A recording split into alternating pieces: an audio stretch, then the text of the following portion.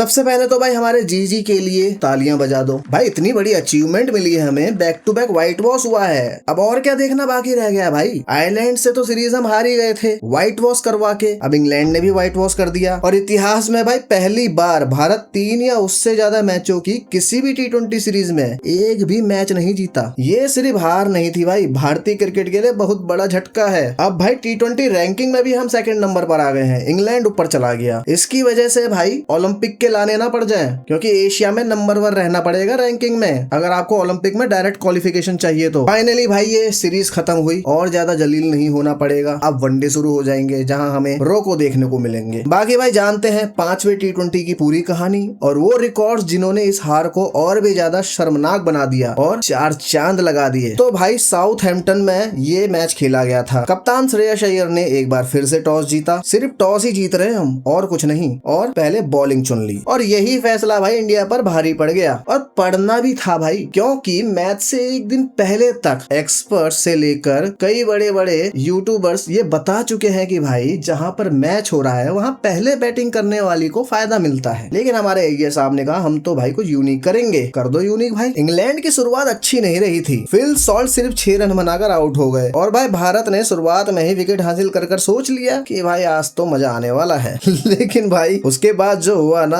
वो ना हम सह पाए, ना वहाँ जो खेल रहे थे वो सह पाए, जो देख रहे थे वो भी नहीं सह पाए। भाई जॉस बटलर और हैरी ब्रुक ने ऐसी धुलाई करी गेंदबाजों की भाई गेंद फटके 4 हो गई। दोनों ने भाई दूसरे विकेट के लिए रिकॉर्ड 233 रनों की साझेदारी कर डाली, जिसने भारत की पूरी गेंदबाजी को ही पूरी तरह बेबस बना दिया। भाई 233 रन और इंडिया ने टोटल 201 बनाए हैं। हद है मतलब यार। बटलर ने भाई 64 बॉलों में 131 रन ठोक दिए और दूसरी तरफ हैरी ब्रुक ने भी भाई 45 बॉलों में 95 रन की विस्फोटक पारी खेली। हालांकि सेंचुरी से चूक गया बंदा और लास्ट में भाई विल जैक्स ने भी 2 बॉलों में 7 रन जोड़े और इंग्लैंड ने 20 ओवर में 257 रन का बड़ा स्कोर खड़ा कर दिया। और भाई इंडिया की बॉलिंग का तो भाई हम क्या ही बोले। एक अर्शदीप है जिसने भाई अच्छी बॉलिंग कराई, वो भी भाई व्हाइट का कीड़ा जाग गया था उसके अंदर भी। बाकी दूसरे प्लेयर्स ने तो भाई मतलब हद्दी मचा दी, खासकर 2 प्लेयर भाई। एक है हमारे प्रिंस यादव, 60 रन खा के गए हैं, कोई विकेट नहीं लिया। और दूसरे हैं भाई हमारे एक्स वाइस कैप्टन अक्षर पटेल। भाई इनसे ना बॉलिंग होने को हो रही है ना बैटिंग। ऐसे ही चलता रहा तो भाई इनका पत्ता जल्दी कटना चाहिए, क्योंकि और प्लेयर्स भी वेट कर रहे हैं अपना। भाई 4 में 63 रन दिए हैं और कोई विकेट नहीं लिया और बैटिंग में भी भाई कुछ नहीं कर पाया बंदा। अब भाई इंडिया चेस के लिए आती है, 258 रनों का पीछा करना है और इंडिया को शुरुआत में ही झटका लग जाता है। अभिषेक शर्मा सिर्फ 3 रन बनाकर आउट। मतलब भाई ये बंदा भी एक टाइम पे फेयरलेस खेलता था, पिछली कुछ इनिंग से लग रहा है भाई डरा डरा खेल रहा है लौंडा। और सब ये मैनेजमेंट का खेल है भाई, बंदों में डर बैठा दिया है। तेज खेलोगे, रन नहीं बनाओगे तो बाहर हो जाओगे। वैभव को ऐसे ही भेज दिया, फिर संजू को भी ऐसे ही भेज दिया, फिर वापस आ गया संजू। मतलब हद है भाई। संजू सैमसन ने भाई कुछ अच्छा इंटेंट दिखाने की कोशिश करी, लेकिन 27 रन बनाए और फिर आउट हो गए। इसके बाद ईशान किशन और श्रेयस अय्यर ने तीसरे विकेट के लिए 55 रन जोड़कर उम्मीद जगाई, लेकिन भाई 258 रन बनाने हैं और श्रेयस अय्यर 28 रन बनाकर आउट हो गए। इसके बाद तो भाई विकेटें लगातार गिरती रही। हालांकि भाई किशन ने 56 रन और तिलक वर्मा ने 53 रन की शानदार अर्धशतकीय पारियां खेली। शानदार क्या भाई, चालाक पारियां बोलूंगा, खासकर तिलक वर्मा की। भाई पूरे टूर्नामेंट देख लो और पिछले कुछ मैचों को देख लो, भाई रन नहीं बनाता बंदा, और जहां कुर्सी खतरे में आती है वहां तेजी के साथ रन बनाकर सिक्योर कर लेता है अपनी गद्दी। 3-4 विकेट गिरने के बाद इंडिया का मैच वहीं खत्म हो जाता है, क्योंकि मिडिल ऑर्डर से भाई कोई उम्मीद ही नहीं है। भाई मेरे को याद नहीं भाई इस मिडिल ऑर्डर ने लास्ट कब एक अच्छी इनिंग खेली हो। भाई हमारे मिडिल ऑर्डर और जो ऑलराउंडर हैं ऐसे खेलते हैं जैसे 11वें नंबर का प्लेयर खेल रहा हो। और सच बताओ तो भाई दूसरी कंट्री के